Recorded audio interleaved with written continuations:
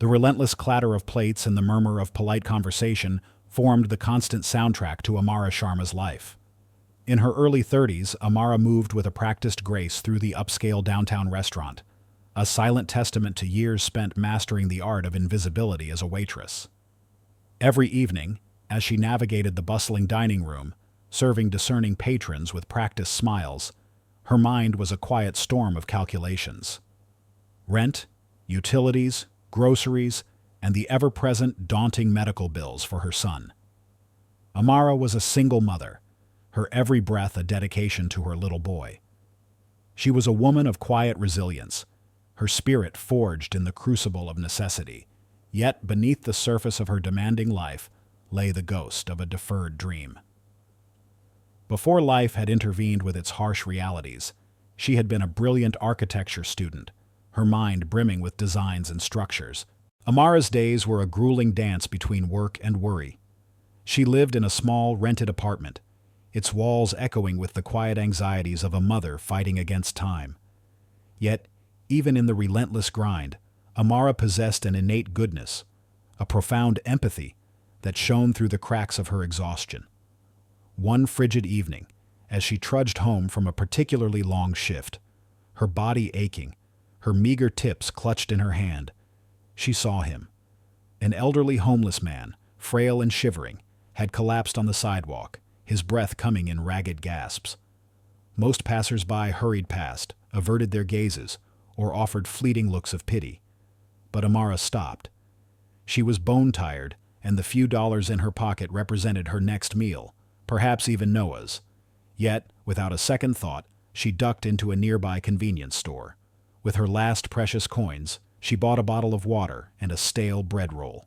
She knelt beside the man, gently helping him sip the water, offering words of comfort, patiently staying with him until the wail of an approaching ambulance finally cut through the night. This quiet act of selfless compassion, performed without hesitation or expectation, was Amara's "save the cat" moment. It was a testament to a heart that, despite its own heavy burdens, never ceased to give. Beneath the veneer of her everyday life, Amara harbored a secret, a quiet rebellion against the practicalities that had hijacked her dreams. Whenever she found a spare moment, perhaps during a lull in restaurant service or late at night, after Noah had finally fallen asleep, her fingers would instinctively reach for a pen. On the back of discarded order slips, on the edges of paper placemats, even on the blank spaces of old utility bills, she would sketch. These weren't idle doodles. They were intricate architectural designs, complex floor plans, and soaring elevations, drawn with an innate understanding of space and form. Her talent was undeniable, a raw, intuitive brilliance that seemed to flow effortlessly from her fingertips. She would often linger outside a massive construction site near her apartment, watching the cranes stretch towards the sky, her eyes tracing the emerging steel skeletons, a silent yearning in her heart to be the one shaping such grand visions. These clandestine sketches and her quiet fascination with urban landscapes were the seed of mystery, hinting at a prodigious talent and a dream she had been forced to abandon, now lying dormant beneath the surface of her life. The muted hum of the antiquated refrigerator in Amara's small apartment usually provided a comforting backdrop to her thoughts. But lately, it sounded less like a hum and more like a relentless ticking clock. Noah, her spirited 5-year-old, had always been small for his age, with a heart condition that had been a constant quiet worry. Recently, however, his energy had plummeted, his once bright eyes often shadowed with fatigue. Amara, whose life revolved around her son's well-being, felt a cold dread creeping into her bones. Then came the phone call, a crisp, professional voice from the city's leading pediatric cardiology department that shattered her fragile peace. "Mrs. Sharma," the voice stated, devoid of emotion. "Noah's latest scans indicate a rapid deterioration. The defect in his heart has progressed significantly. He requires a complex, specialized surgery." Amara's breath hitched. "It needs to be performed within the next 3 months, Mrs. Sharma. Without it, I'm afraid Noah won't survive." The words hung in the air, a death sentence delivered with clinical detachment. Amara felt as though the floor had dropped out from under her. Her meager savings, diligently accumulated over years of scrimping and sacrifice, were immediately poured into consultations, diagnostic tests, and preliminary assessments.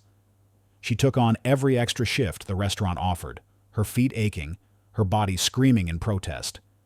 She sold the last few pieces of jewelry she owned, sentimental heirlooms from her mother, watching them disappear for a fraction of their worth. But it was never enough. Her basic health insurance, a cruel irony, covered only a minimal portion of the astronomical costs associated with the highly specialized pediatric cardiac surgery. The price tag for Noah's life felt like a mountain she was condemned to climb barefoot, with no summit in sight. Each day, the burden of her inadequacy pressed down on her, a crushing weight of guilt that she, his mother, could not save her own child. After weeks of relentless, futile effort, Amara faced a terrifying truth. She had exhausted every conventional avenue. Her savings were gone, her physical strength waning, and the financial chasm between her and Noah's survival only seemed to widen. The hospital, through a series of increasingly stern phone calls, reminded her of their strict upfront payment policies for such complex procedures. The doctor's words echoed in her mind. 3 months. Now, that window felt like it was slamming shut, faster than she could ever run. The primal fear of losing Noah, of watching her only child slip away because she couldn't afford to save him, was a torment that eclipsed all others. This was Amara's point of no return. The prospect of Noah's delicate heart failing, of him never seeing another sunrise, ignited a fierce, desperate resolve within her. She couldn't surrender. She wouldn't. She had to find a way, no matter how unconventional, how outlandish. She would push herself beyond every limit, work 2 jobs, 3 if necessary, explore every remote possibility. She would do anything to gather the impossible sum needed, even if it meant exposing herself or reaching out to people she never thought she'd encounter. The stakes were too high, her love for Noah too boundless, to succumb to despair. The sterile, almost clinical efficiency of the pediatric cardiology unit felt like a relentless reminder of Amara's growing debt.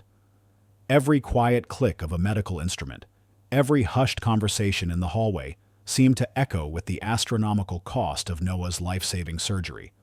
Here, she encountered Dr. Silas Thorne, Noah's new pediatric cardiac surgeon. Dr. Thorne was undeniably brilliant, his reputation preceding him, but he was also a man of stark practicality.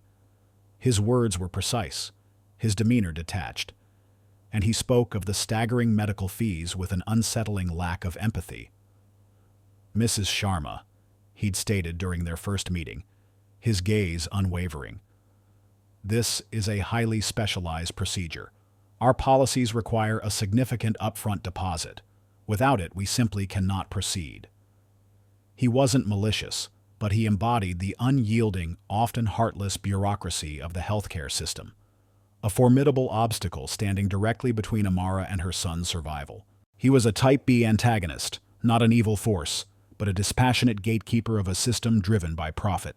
Adding to this emotional burden was Nurse Bethany, a stern-faced, middle-aged woman whose role seemed to extend beyond patient care to include financial reminders.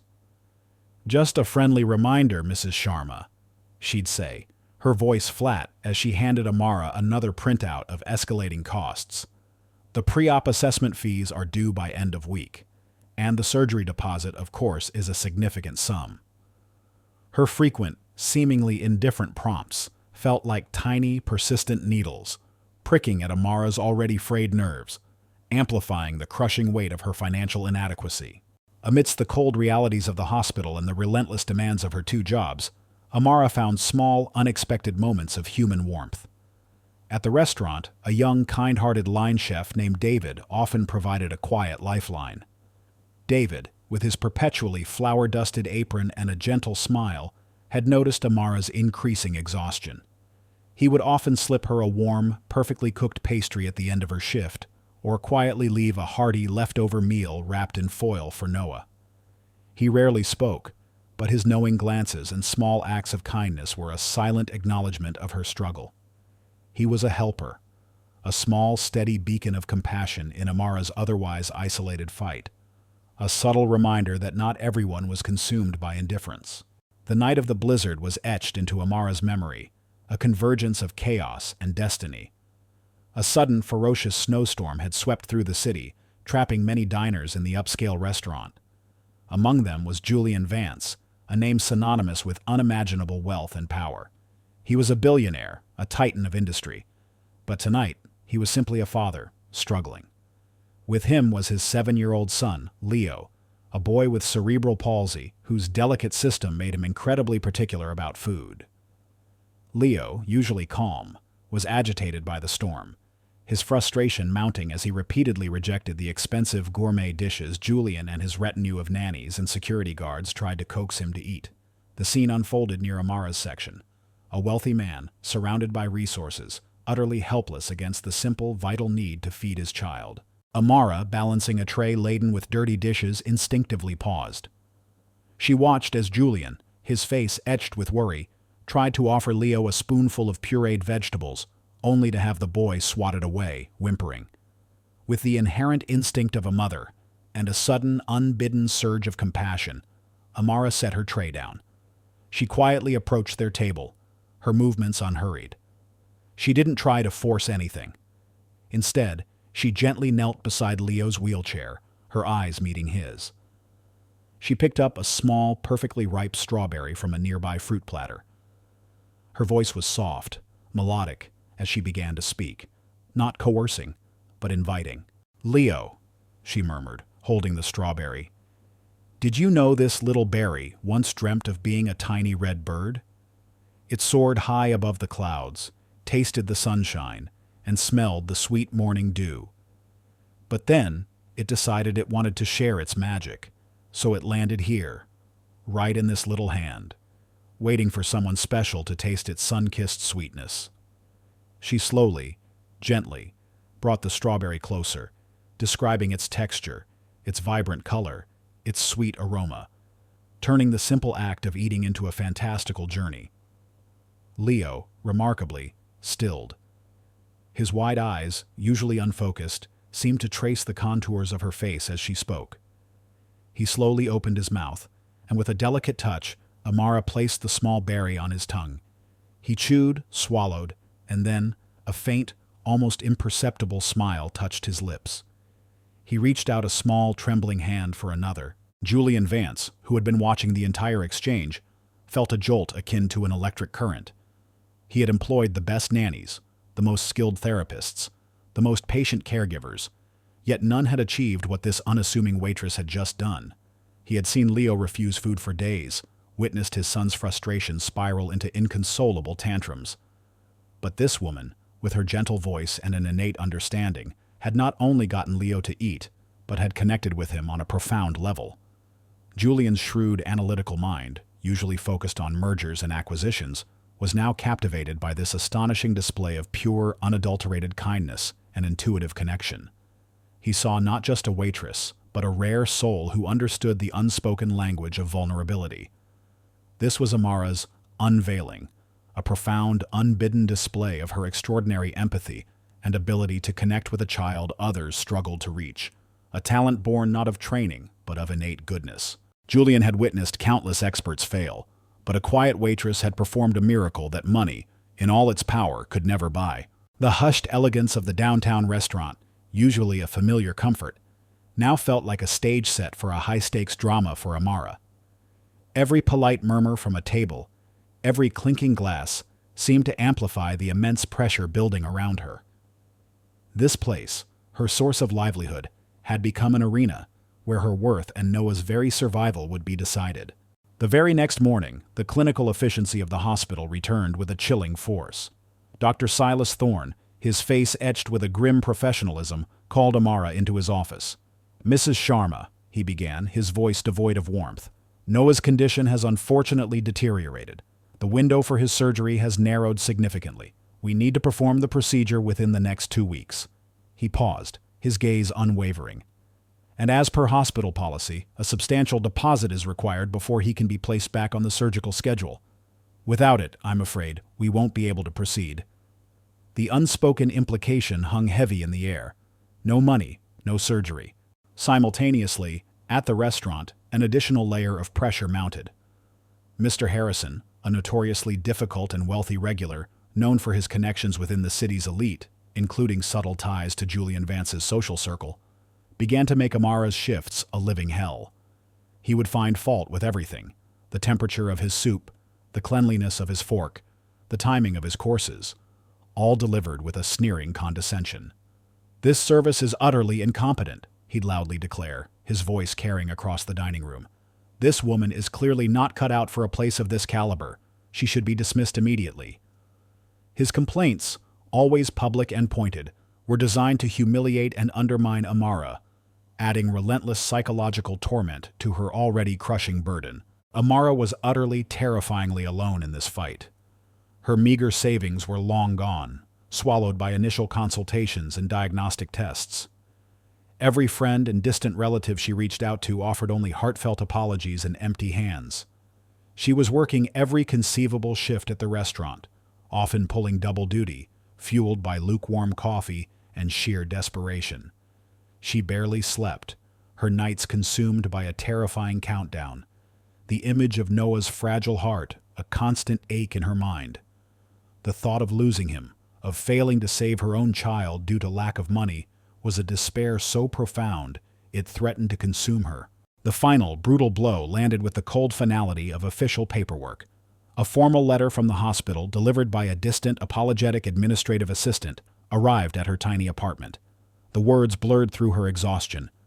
Due to outstanding balances and the inability to secure the required deposit, Noah Jones will be removed from the surgical waiting list within 24 hours unless full payment is received. 24 hours, one single day. Amara reread the stark sentence, her hands trembling. Her breath hitched, a silent sob catching in her throat. She stumbled to Noah's bedside, gazing at his small, peaceful face as he slept, utterly oblivious to the life-or-death ultimatum that had just been delivered. He was so innocent, so vulnerable. Tears streamed down her face, hot and unchecked. She had exhausted every avenue, every ounce of strength, every flicker of hope she could muster. There was nothing left. No more money to earn, no more possessions to sell, no more connections to appeal to. She was at the very edge, clinging to existence by the thinnest of threads. This was her hang-by-a-single-hair moment, a desperate precipice where her son's life hung in the balance, and she, his mother, was utterly powerless to save him. The harsh, fluorescent lights of Noah's hospital room seemed to mock Amara's despair. The hospital's letter, a cold, printed death sentence, lay crumpled in her trembling hand. She stood by Noah's bedside, watching his small chest rise and fall with agonizing slowness, the rhythmic beeping of the monitor a cruel countdown. Her world had shrunk to this single, unbearable point of impending loss. This was the breathless moment, the suffocating quiet before a mother's heart breaks. A soft knock interrupted her agony. A kind-faced nurse, not the stern nurse Bethany, entered, carrying a large, official-looking envelope. "Mrs. Sharma?" the nurse asked gently, her voice low. "This just came for Noah, from the hospital administration." Amara numbly took the envelope, her mind too numb for hope. She tore it open, her eyes scanning the formal letter inside. The words swam before her, then snapped into impossible focus. "We are pleased to inform you that all surgical costs for Noah Jones have been fully covered by an anonymous benefactor. Your son's procedure is confirmed for tomorrow morning at 7 a.m. Beneath the letter, a crisp official check for the entire astronomical sum lay nestled. Amara stared, uncomprehending. Then, a gasp escaped her lips, followed by a choked sob. The paper slipped from her fingers. Tears, hot and abundant, streamed down her face. Not tears of sorrow, but of a joy so profound it was almost painful. A miracle. An undeniable, life-saving miracle. Hours later, as the first fragile rays of dawn painted the hospital room with a hopeful glow, Julian Vance arrived. He entered quietly, carrying a bouquet of pristine white lilies, their fragrance filling the sterile air. Amara, still reeling from the sudden turn of events, looked up, startled. "Mr. Vance?" she whispered, confused. Julian offered a soft, gentle smile. "Amara," he began, his voice calm and warm, "I believe these are for you, and for Noah." He placed the flowers in a vase by Noah's bed, then turned to her, his gaze steady and filled with a quiet respect. I am your anonymous benefactor, Amara. Amara stared at him, speechless. The wealthy man from the restaurant, the one whose son she had simply tried to help. Julian continued. What you did for Leo that night at the restaurant. It wasn't just about getting him to eat. It was about connection, Amara. It was about pure, unadulterated kindness. I've spent millions on experts, on therapists, on every conceivable resource, and none of them achieved what you did with a simple story and a strawberry.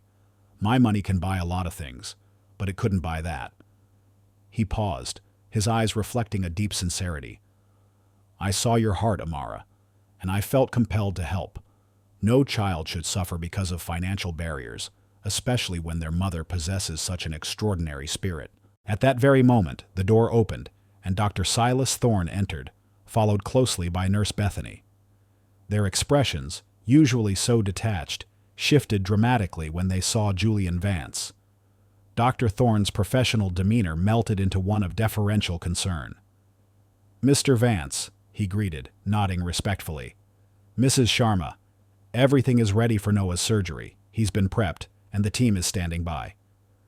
Nurse Bethany, usually so aloof, offered Amara a surprisingly warm smile. We'll take the very best care of him, Mrs. Sharma.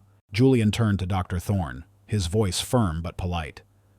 I trust that every resource will be allocated to ensure Noah receives the finest care possible. All financial arrangements have been confirmed. He then turned back to Amara, his gaze softening.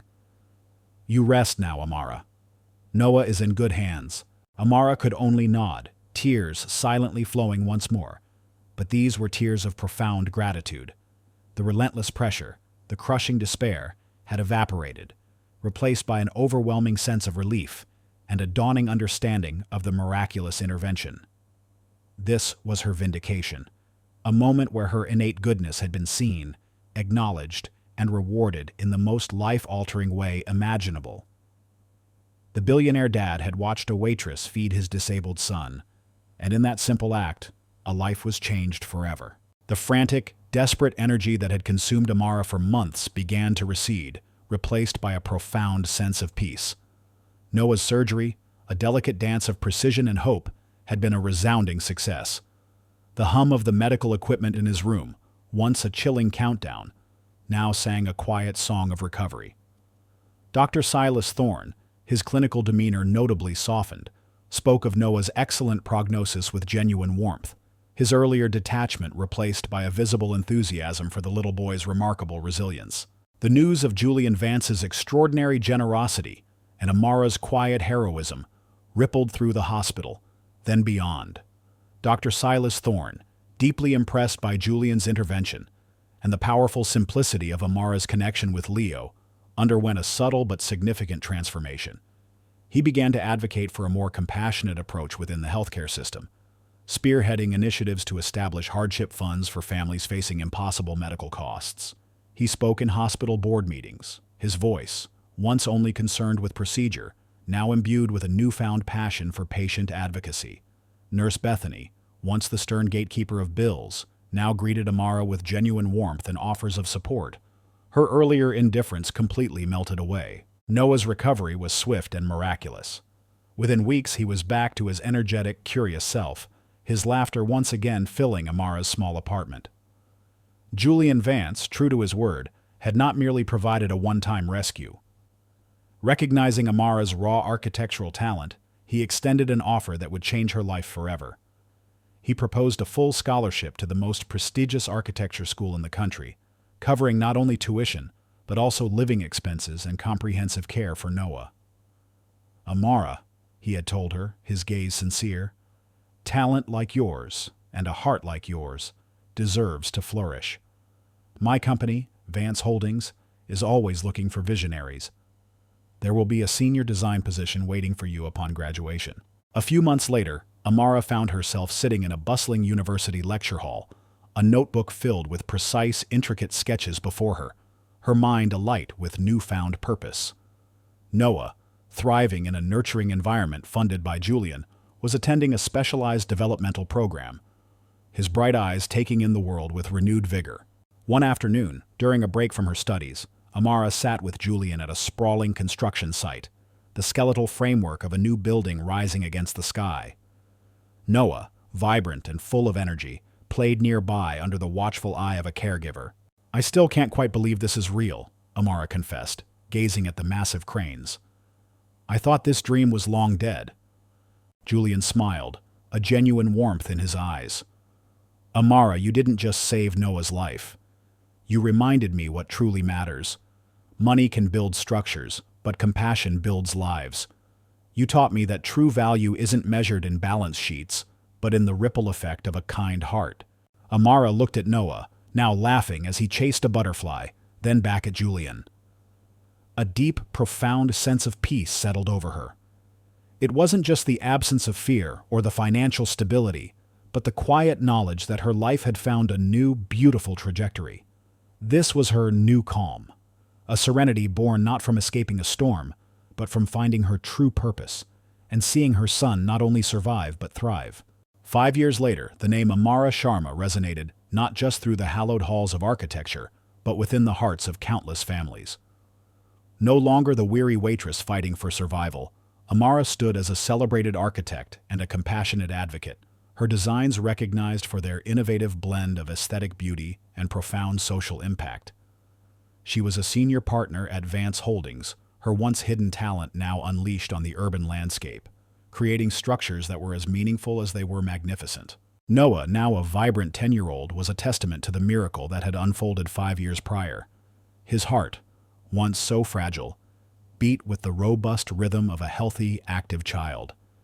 He excelled in school, his boundless energy channeled into sports and creative pursuits, his laughter a constant melody in Amara's life. Julian Vance, the billionaire who had quietly changed their destiny, remained a steadfast presence. He was not just Amara's boss, but a true mentor and a cherished friend, his initial act of kindness blossoming into a deep, abiding respect for Amara's spirit and vision.